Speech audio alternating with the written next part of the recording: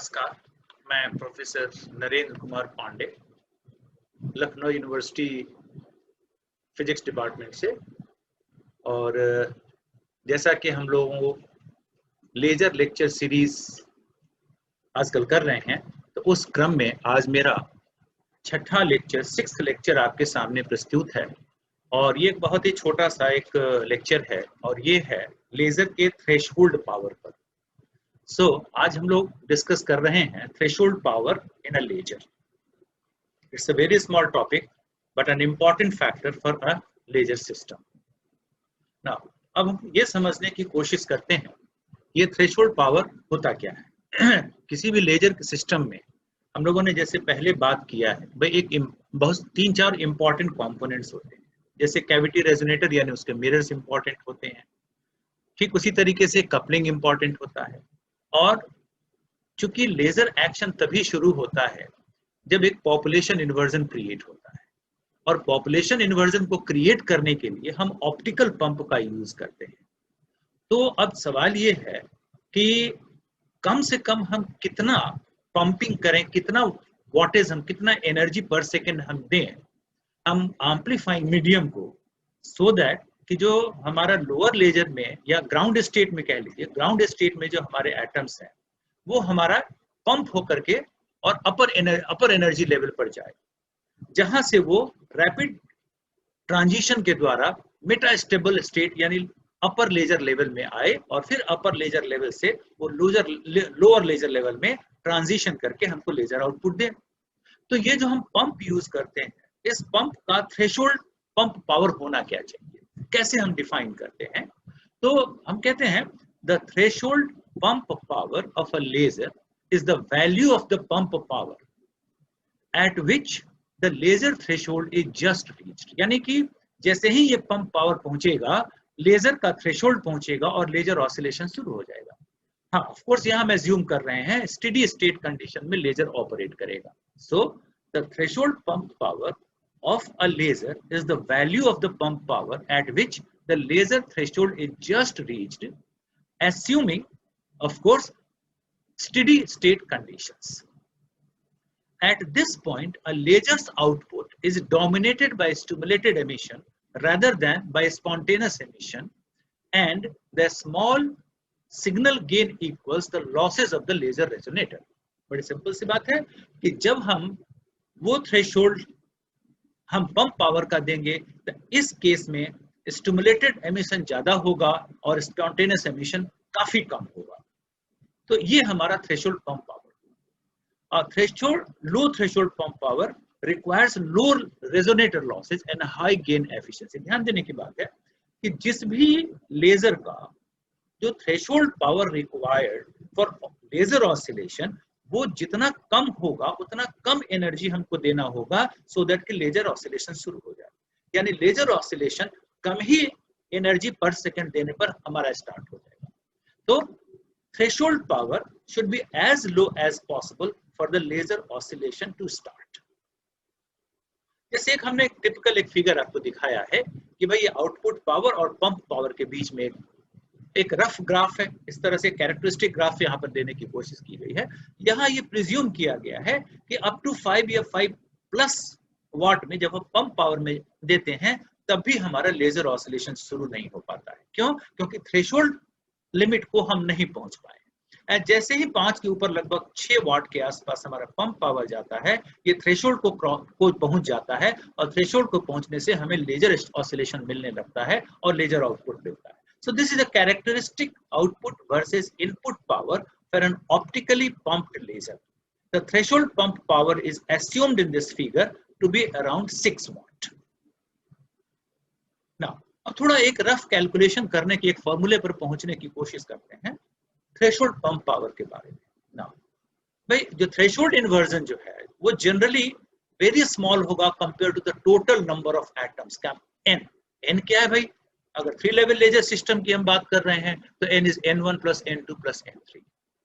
तो naturally n2 - n1 जो population inversion है हमारा अपर लेजर लेवल और लोअर लेजर लेवल के बीच का population inversion, that has got to be very very small as compare to the total number of atoms per unit volume in the amplifying medium. So the threshold value of WP required to laser oscillation, जैसे हम लोगों ने देखा था पिछले वाले class में जहां हम लोगों ने 3 लेवल लेजर सिस्टम की बात की, तो वहां पर जो थ्रेशोल्ड वैल्यू जो हमारा पंप पावर का था, जो रिक्वायर्ड था, that was equal to the rate of transition, spontaneous rate of transition from upper energy level यानी upper laser level 2 to lower laser level 1, यानी WPT21 के बराबर था। ये हम लोगों ने लास्ट क्लास में देखा था लेजर लेक्चर में, 3 level laser system. So naturally, the number of atoms being pumped from level 1 to level 3 per unit time, per unit volume will be WPN1. Naturally, WPN1 will be the number of atoms being pumped from energy level 1, that is the ground state, to the upper energy level 3. And 3 is that level from which is from where the lifetime is very small and the atoms rapidly make transition to the upper energy level, let us say upper laser level E2. So number of atoms being pumped from 1 to 3 per unit time, per unit volume is WPN1. Now let us consider that nu P, it represents the average pump power, pump frequency. Let us say that nu P represents average pump frequency corresponding to excitation. Naturally, जब आप E1 से E3 पर pump से excitation देंगे atoms को, तो आप photons के रूप में देंगे, और लेट अस सपोज कि जो energy corresponding to E3 minus E1 है, उसकी एवरेज फ्रीक्वेंसी nu P है. Then the power required per unit volume, the energy per second per unit volume required will be, in this particular formula, we have to multiply by h nu, because each such transition from energy level 1 to energy level 3 will correspond to giving or absorption of 1 photon, and the energy of 1 photon is h nu P. So the total, let us say the total energy per second per unit volume required will be WP N1 H nu.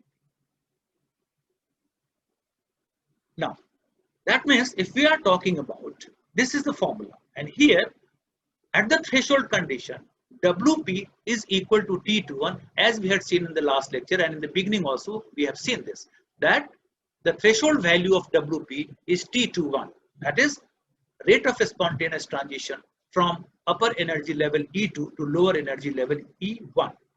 Then in that case, this can be written, this particular formula here we can replace, you can see WP by T21, and so we are left with, in place of WP we have T21 and then N1 H nu P. So the threshold pump power for laser oscillation will be given by this, P is equal to T21 N1 H nu P. Since N2 minus N1 that we have seen in the beginning, we have assumed is very much less than N, and of course N3 has got to be very, very small. N3 has got to be very, very small. So N3 is negligible, then N1 is equal to N2 is equal to N by 2. We can take it for granted that for the approximation purpose, N1 is equal to N2 is equal to N by 2. So this N1 can be replaced by N by 2 in the formula. So that threshold pump power per unit volume can be written as P is equal to nearly equal to N by 2 H nu P 1 by T spontaneous. And let us consider a practical example. For example, the case of a ruby laser. Here, the number of atoms per unit volume total is 1.6 into 10 to the power of 19 per centimeter cube. The T spontaneous for this ruby laser is approximately 3 into 10 to the power of minus 3 seconds. And the pump frequency is, average pump frequency, let us suppose to be 6.30 into 10 to the power of 14 hertz. Then if you make calculation for the threshold pump power per unit volume, then it will approximately come out to be 1000 watt per centimeter cube. So this is the idea of the threshold power, that is how much is the minimum power per unit volume that we need to give to the pump so that laser oscillation starts at the threshold condition. So this was a small lecture to make you understand the threshold pump power, and thank you very much for your kind attention. This is my YouTube channel. You can get into this channel and get notification for any such lectures that are uploaded in advance. Thank you very much for your kind attention once again.